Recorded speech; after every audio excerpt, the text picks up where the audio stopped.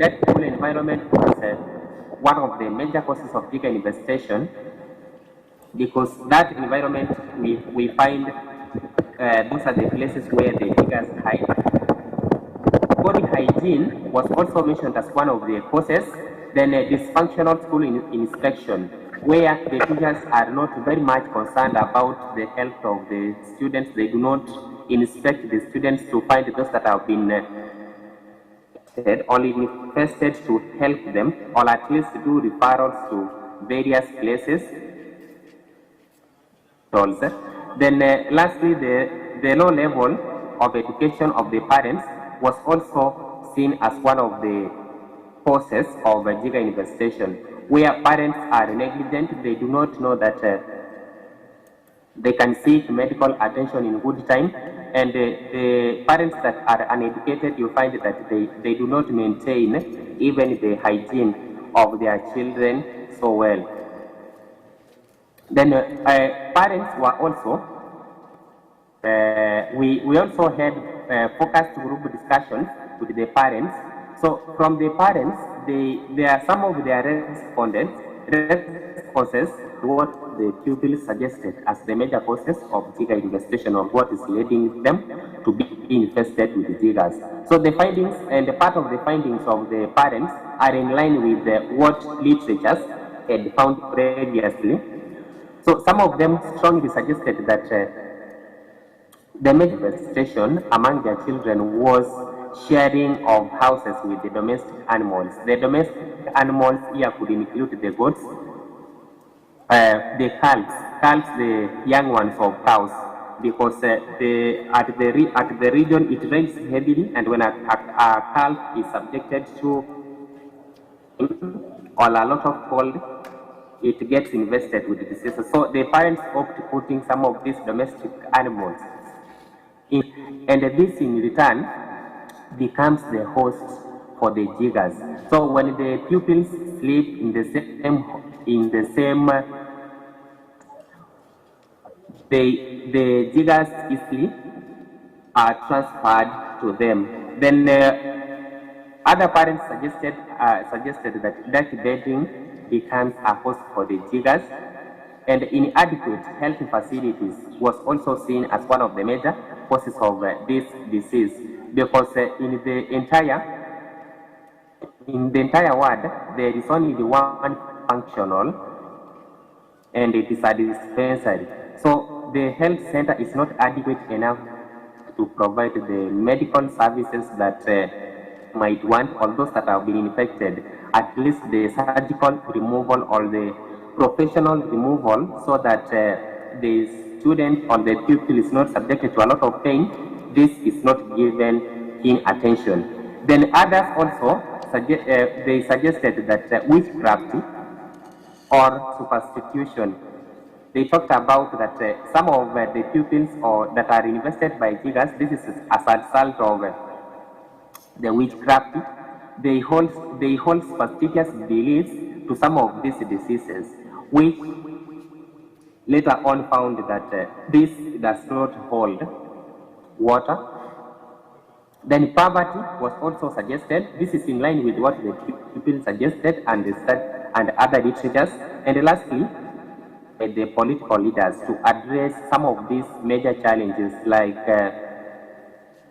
they talked about the inadequacy of health centers. Opinions were also sought. The key informants here included the clan elders, their assistant chiefs, and some of and one MCA, member of the county assembly, because these are collective problem that is affecting the region. So in the excerpt, in one of the findings, the key findings from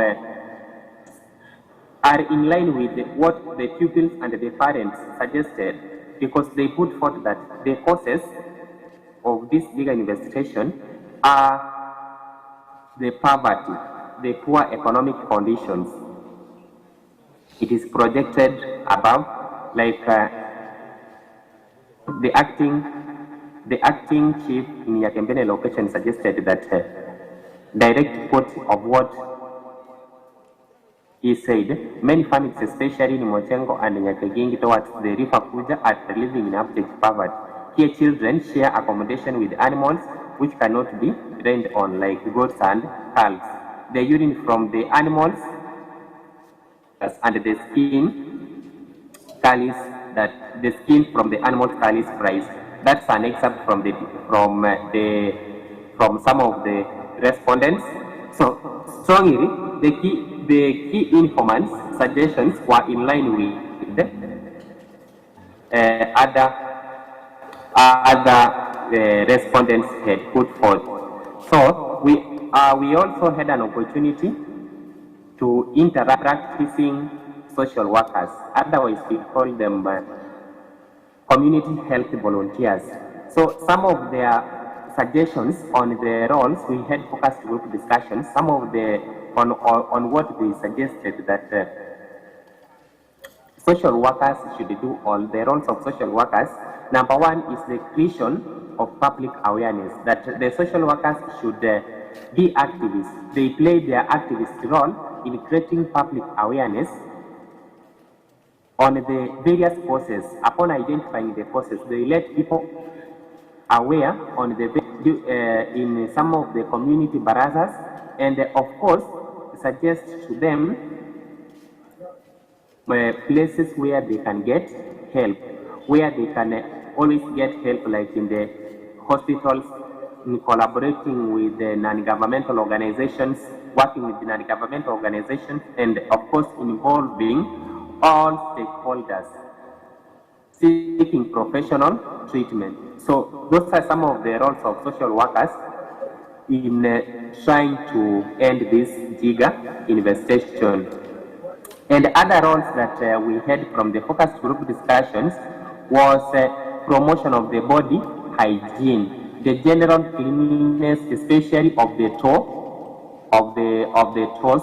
Once someone has bathed, he cleans up the toes well, and this person should also stay in a clean environment. Then they also talked about another role is the social emotional support. Because of the stigma, you realize that this is associated with a lot of stigma. Children that are invested with jiggers, they will always be avoided.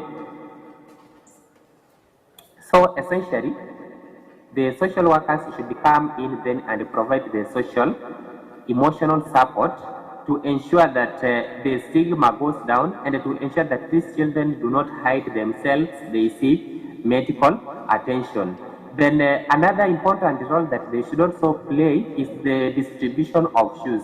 But of course, they work with the government agencies, other partners, to get shoes to distribute to some of the pupils in schools that the parents cannot at all afford the shoes. And you realize that when a student or a pupil puts on very good shoes, cannot invest his toes. The social workers can also play a role in the of detergents. They can work closely with the medical practitioners and some of the health centers. One health center that is there, and with the support from other health centers, even outside the world, to distribute the detergents will help end this bigger infestation. And of course, mobile clinics and linking families with the government. They play their liaison role or advocacy role by linking all the affected families to the government. So, the study comes up strongly to state that social workers, they have a very key role in the prevention of Giga infestation, especially in Boikanga ward. Their role cannot be downplayed, and they need to involve all the stakeholders. Upon involving all these stakeholders, then we're going to have very good solutions to this problem. Lastly, as I conclude about this topic, is that Giga infestation becomes a major problem in Kisii County and in Kisii County, it is associated with witchcraft. But what this study comes out to find is that Jiga infestation is mostly caused by poverty among the families, and of course, sharing accommodation with domestic animals.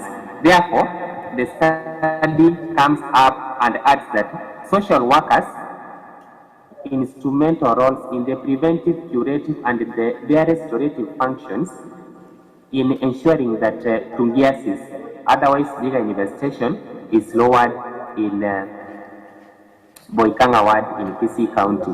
So therefore the study concludes that we have, as social workers, we have a role to play, and the preventive roles for social workers, preventive roles towards the removal or towards the prevention of Jiga infestation would include early diagnosis, environmental modification, creation of public awareness.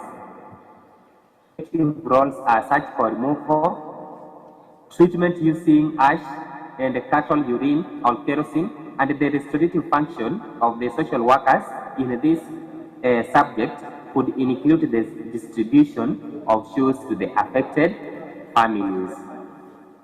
Therefore, the study recommends that the Ministry of Health in the county government of Kisii, together with the member of parliament and the residents, should work collaboratively, buy lost shoes for those that have not been invested, and open shoes for those that have been invested with the Jiga infestation, so that the prevalence is lowered.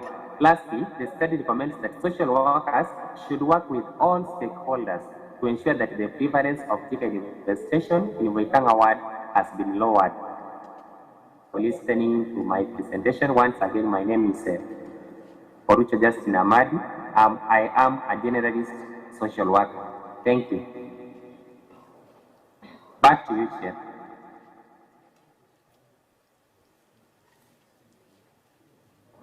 Chair, back to you.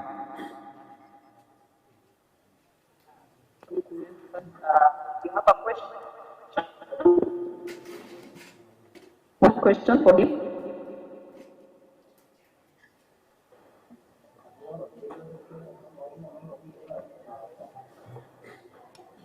There's something that I in that population. Chair, I can't get you. Please. What issues? Hata yangu imefanya tu vizuri, imefika mahali sasa natumia simu.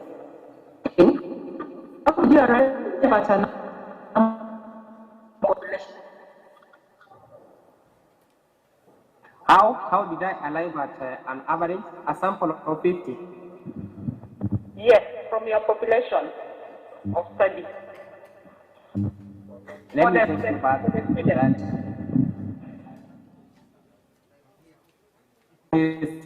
The study targeted students in 3 primary schools was sampled to participate in this study. And from these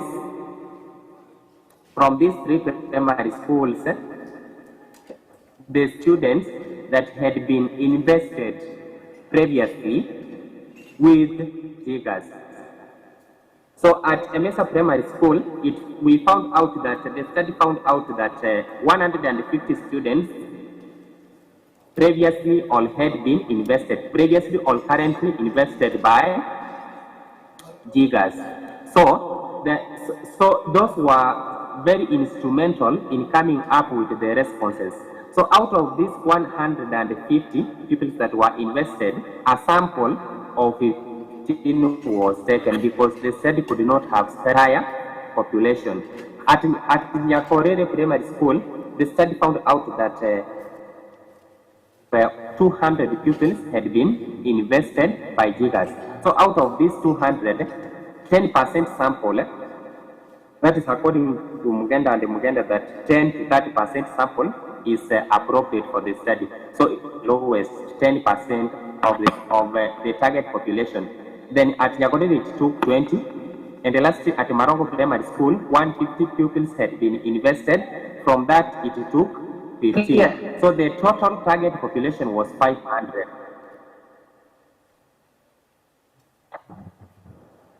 The total target population was 500. So as 500, 10% of 500. Yeah, very good. Thank you so much. Thank you so much for that wonderful presentation. So now we go to Lydia. I am here. So I don't know if I can share my screen. Kindly. You can share. I have stopped sharing mine. Okay, just a minute. So my presentation is going to be on the, my name is Lydia Pauline Wajira Kariuki. I'm an engineer at Trinity Consulting Group, a civil engineer, specifically water supply and sanitation engineer. Now, my paper is going to be on the role of underground water in arid and semi-arid agriculture. And I'm going to start with the problem statement. So the paper seeks to ensure groundwater has to play in arid and semi-arid agriculture, because we know traditionally small-scale farmers in these areas have had to moderate their deficits in crop production due to the rain patterns in the region, and it's a pattern that is becoming more and more unpredictable with the rise of climate change. So to lessen this exposure to a lack of their supply in food, farmers have established short-term strategies, which have included water storage in mostly I've-seen water ponds and community scale sharing to lessen their annual variation in these areas.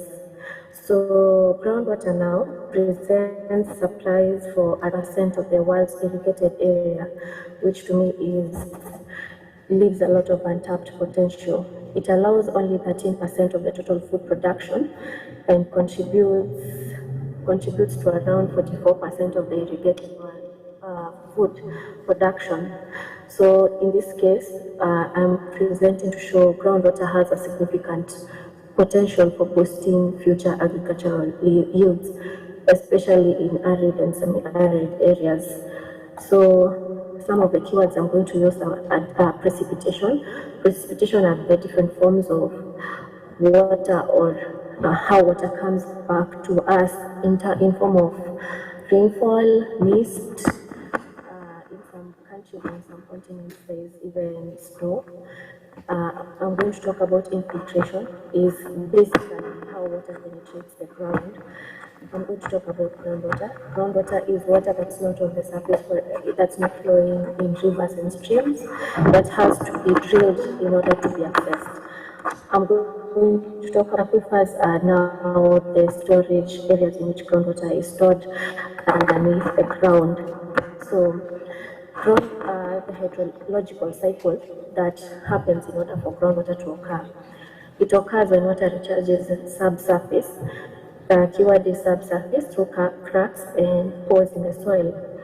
So it's basically precipitation. You can see from the diagram, when it rains, rainwater majorly flows in the streams and replenishes more streams, but some of it seeps into the ground and into the water table. And through gravity, water moves downward through the zones of aeration. These are the zones where soil bone and has more pores. So groundwater percolates along the curved paths and emerges. Sometimes it percolates and emerges in streams, and that's why we have occurrence of springs. So we also have the presentation of hydrological cycle in our flow chart. So we have, it all starts in precipitation, mostly in the form of rain. When it precipitates, when infiltration occurs, we have unsaturated soil moisture. When infiltration occurs and the soil moisture is unsaturated, groundwater is recharged and until to a point of saturation. If the source is saturated, now it can cause base flows and channel to a network of streams. But in arid and semi-arid areas, the point is rarely achieved. So now we go to the global water supply distribution. So 3% of Earth's water is fresh, only 3%, and 97% is oceans. So of the fresh water, 1% is in lakes, streams, and rivers. 70% is in glaciers, and 29% exists in aquifers which is majorly groundwater. So and the use of now that groundwater in agriculture has not really been featured in Africa as much as in South Asia and a lot of East Asia and South Asia. Globally, we can see just a little. There is a little crop production from groundwater. So only 1% of the cultivated land in Africa is currently irrigated using groundwater, and an appreciable hydrological pattern exists for groundwater irrigation across much of the continent. Rainwater, when it seeps to the ground, it can remain for thousands of years, forming aquifers. And these aquifers are so expensive that they can be used. They can really be used during times of during these unpredictable times where it's hot in the arid and semi-arid areas, and there are no other ground sources of water. So wells can be drilled into aquifers and water pumped out. So precipitation pause, and there are common methods that can be used in extracting groundwater. In most lucky cases, we've seen springs. For example, with Ima Springs. We can do hand dug wells. Hand dug wells are mostly appreciated in areas where the water table is high. In areas where the water table is very deep or low, boreholes are done, and collector wells, infiltration gallery, and canals are mostly traditional methods that were used in extracting of groundwater. So springs, they flow naturally. You don't need to extract them using machines or skilled. They flow naturally from the ground to the underlying rock. Springs form where water table is higher than the surface of the ground. So for example, if the ground interacts with the water table and the water table is at a higher level at that point, a spring will emerge. A spring will emerge because the point of the aquifer. Hand dug wells, we all know about hand dug wells and have experienced a few. They are manually dug to access groundwater. They're usually less than 20 meters deep and 1 to 2 meters in diameter. Boreholes, they are a narrower form of the wells. They are narrow tubes drilled into the ground. These ones require skilled personnel and use of machines. So you need also from hydrogeological survey from the area where you want to do your borehole. It gives you a better perspective of where your water table is. So from there you can know how deep to dig. Collector wells, they are modified by drilling. So sometimes a borehole or your source of water can run dry or can be depleted, especially in terms of hand dug wells. So most people know the horizontal. From the mainland, you can dig horizontally in order to access water. Infiltration gallery is a horizontal trench or drain dug below the water table to absorb groundwater. It's like a well, but a horizontal well. and canals. Canals are the same as infiltration gallery, but the only difference is a vertical well is first dug from the source, and then a horizontal trench is dug after the water table has been determined. But this horizontal trench is more of a channel, so water flows freely in order to distribute now the land that you want to irrigate. It was mostly, it's an ancient method of tapping and transporting groundwater, mostly used in North America and in the East. What are the benefits of groundwater use? Groundwater is a very popular commodity with farmers since it is accessible to the point of use, meaning that you can dig your well, your borehole at your point of use or where you're farming, you're doing your farming. It is economically feasible even to individual private investment, meaning that if I have the capital, I can choose to invest in a borehole or a well individually, and I don't need partnership or support. But support and partnership is always welcome. And it is often available on demand for crop needs. This is, as we had earlier stated, most of the aquifers have tapped water for thousands of years. So if you find a good aquifer, it can last you for very long, and for probably generations. But that depends on hydrological survey. It's not a sure thing. And then, given a reliable pumping, especially in boreholes, a reliable energy source in this case would be either wind energy or in arid and semi-arid area, we would recommend tapping of solar energy. It affords smallholders a high level of control year round, because now if you are tapping from, you're using solar energy for pumping, then it means a lot of your and year round you also have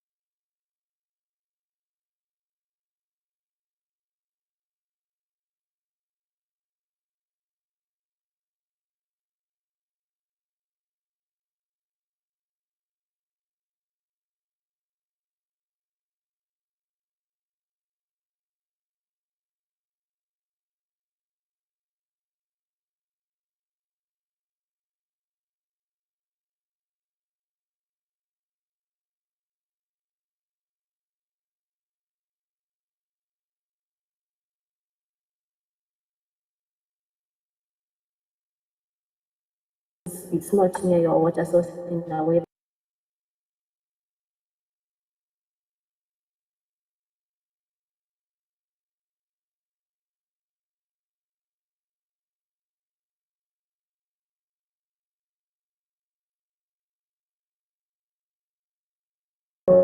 In most arid and semi-arid regions, extended dry season of little to no precipitation generates demand for crop irrigation in necessity of renewable ground resources.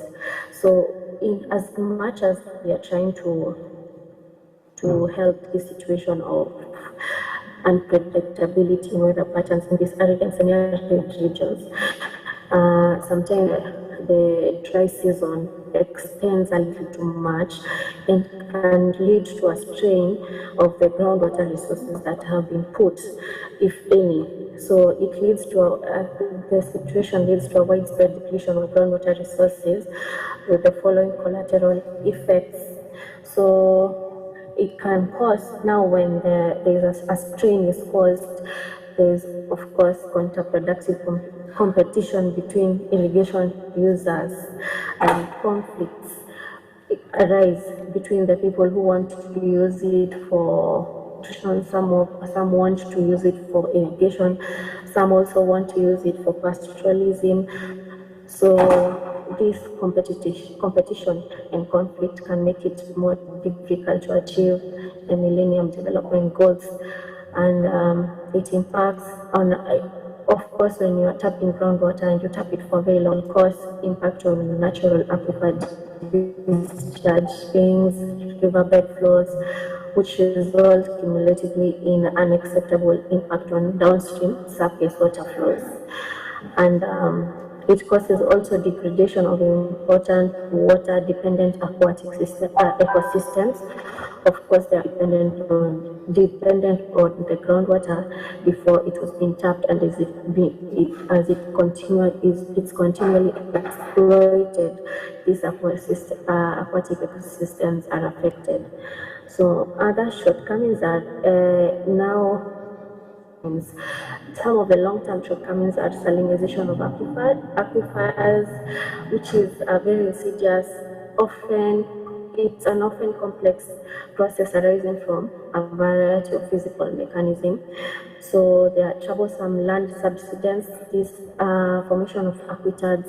We know if you extract anything from any kind of space now from the ground, it will leave a vacuum, and nature abhors vacuum, so it will form now. If a groundwater source is tapped for so long, the land starts subsiding, and it causes settlements and forms aquithards in alluvial soil and lack streams formations, which can be devastating depending on where they are formed.